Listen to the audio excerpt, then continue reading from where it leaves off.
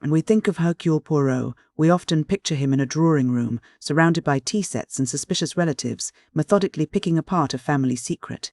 But in his collection of short stories titled Poirot Investigates, we see the detective in a much broader, more restless light. This isn't just a book about solving puzzles, it is a showcase of Poirot's versatility. He moves from the quiet, manicured lawns of English country estates to the dusty, tension-filled excavations of Egypt, and even into the high-stakes world of international politics. Through these stories, we see Poirot evolving. He isn't just looking for a dropped handkerchief or a misplaced letter anymore. He is learning to navigate the theatre of human psychology, realizing that most criminals don't just hide physical evidence, they try to stage an entire reality to deceive the world. The collection begins at Marsdon Manor, where the death of Mr. Maltravers seemed like a straightforward case of suicide. The local doctors are satisfied, seeing a man who simply lost his will to live. But Poirot is rarely satisfied with the obvious. He looks past the surface and uncovers a web of life insurance schemes and a carefully constructed lie. To break the case, Poirot doesn't rely on a magnifying glass, he relies on a bit of theatre. He uses a staged, ghostly visitation, complete with a theatrical actor and phosphorescent makeup, to frighten Mrs. Maltravers. The goal is to play on her guilt and her nerves, and it works. Under the pressure of this manufactured supernatural encounter, she confesses to murdering her husband. It's an early sign of the method Poirot will use throughout the book, if the truth is hidden behind a mask of normalcy. Sometimes you have to create a mask of the impossible to make the truth come out. From the quiet of a manor, we move to the urban tension of Montague Mansions. Here, the mystery involves a suspiciously cheap rental and two tenants, the Robinsons, who seem far too ordinary. Poirot's intuition tells him that ordinary is often a disguise. He discovers that the Robinsons are actually Elsa Hart and her companion, fugitives hiding from the mafia.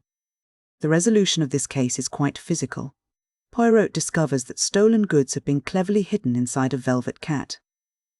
By exposing their true identities, he assists the U.S. Secret Service in bringing the fugitives to justice, proving that even in a crowded city, a person can hide in plain sight if they play the part of a neighbour well enough. The scale of the crimes grows in the third case, which takes us to Derbyshire. The murder of Harrington Pace seems to be a matter of passion, or perhaps a sudden, violent impulse. However, Poirot realizes that the key to the crime isn't what happened during the murder, but who was providing the alibi. He discovers that the mysterious housekeeper, Mrs. Middleton, is actually an actress named Zoe Havering. She and her husband, Roger, used her professional skills to create a perfect, seamless alibi, allowing them to kill Pace for his fortune without ever being suspected of being at the scene. It's a chilling example of how professional skill can be weaponized to bypass the logic of an investigation. While they manage to evade legal prosecution in the moment, the story ends with a sense of cosmic justice, as the couple meets a sudden end in a plane crash. In the next story, the setting shifts to the luxury liner Olympia, where $1 million in Liberty bonds vanishes from a locked trunk. This is a classic, impossible crime, but Poirot solves it by looking at the timeline rather than the lock. He realizes the theft was a sophisticated shell game. The bonds weren't stolen from the ship at all, they had been mailed to New York via a faster vessel earlier. The robbery, on the Olympia, was a staged event designed to create a false timeline, making it appear as though the bonds were on the ship when they were already halfway across the Atlantic. It's a reminder that criminals often try to manipulate time itself to confuse the investigator. Then we find Poirot in Egypt amidst the shadows of ancient tombs. A series of deaths following the discovery of a tomb are being blamed on an ancient, supernatural curse. To the superstitious, the deaths are a divine punishment, but to Poirot, they are a convenient smokescreen. He realizes that Dr. Ames is using the psychological terror of the curse to mask his own calculated murders, all to secure an inheritance.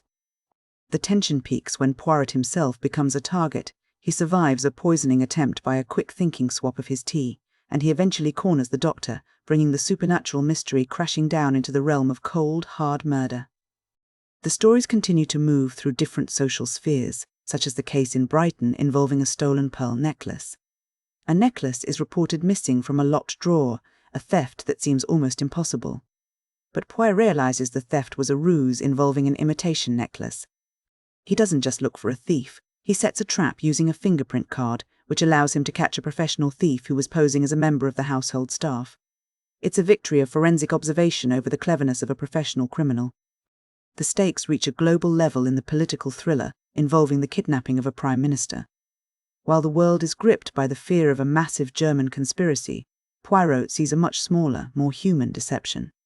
He discovers the kidnapping was a ruse involving body doubles, designed to create a massive diversion.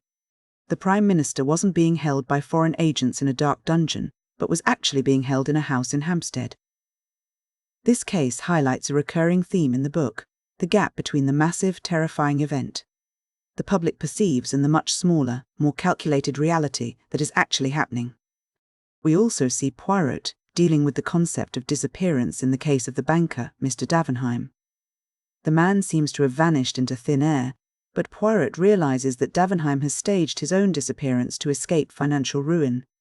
In a brilliant bit of social camouflage, Davenheim uses a disguise to enter a prison as a completely different person, effectively hiding in plain sight by becoming someone so unremarkable that no one would ever think to look for a wealthy banker there.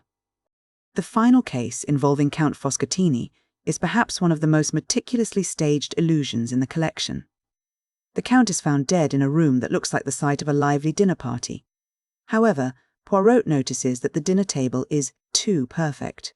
He realizes the scene was a meticulously staged illusion created by the valet, Graves.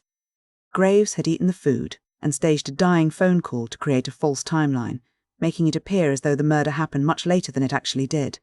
Once again, the criminal's greatest tool is the manipulation of the observer's perception of time and social ritual.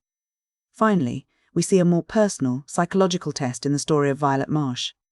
She is searching for a hidden will to claim her uncle's fortune, and her search has been unsuccessful despite looking everywhere.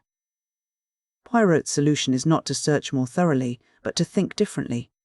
He uses heat to reveal a message written in sympathetic ink on a dirty envelope. The true test of the case wasn't just finding the document, but Violet's ability to realize when she needed to seek help and apply a different kind of logic to a problem that seemed unsolvable by conventional searching. When we step back and look at the collection as a whole, several themes emerge that define this era of Agatha Christie's writing. The most prominent is the concept of appearance versus reality. Almost every criminal in these stories relies on a mask. Some use physical masks, like the actress or the man in disguise, but many use social masks. They use the roles of the grieving widow, the helpful housekeeper, or the superstitious archaeologist to hide their true intentions. They create a stage, and they expect the world to believe the play they are performing.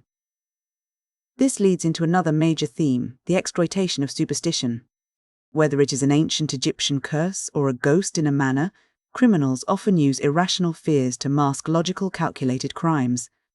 They know that if people are looking at the heavens or the shadows, they won't be looking at the person standing right in front of them. Poirot's brilliance lies in his ability to resist these distractions. He doesn't care about the ghost or the curse, he cares about the human hand that is pulling the strings. We also see a constant tension between method and chaos. The criminals in these stories often create chaos, fake kidnappings, staged robberies, or mysterious deaths to overwhelm the investigator. They want the detective to get lost in the mess of the evidence. But Poirot relies on his little grey cells to find the method within that chaos. He looks for the patterns, the psychological inconsistencies, and the deviations from how things should be. He understands that even the most chaotic crime has a logic, and if you find the logic, you find the killer. Ultimately, Poirot Investigates is a study in the power of perception. It shows us that the world is often a series of carefully constructed illusions, and that the truth is rarely found by looking at what is being presented to us. Instead, the truth is found by looking at what is being hidden, what is being staged, and what is being omitted. Through Poirot, Christie suggests that true intelligence isn't just about having a vast amount of knowledge, it's about the judgment to see through the theatre of life and the discipline to apply logic when everyone else is distracted by the spectacle. It's a collection that moves Poirot from a simple solver of puzzles into a master of the human psyche, setting the stage for the even more complex psychological battles he would face in the years to come.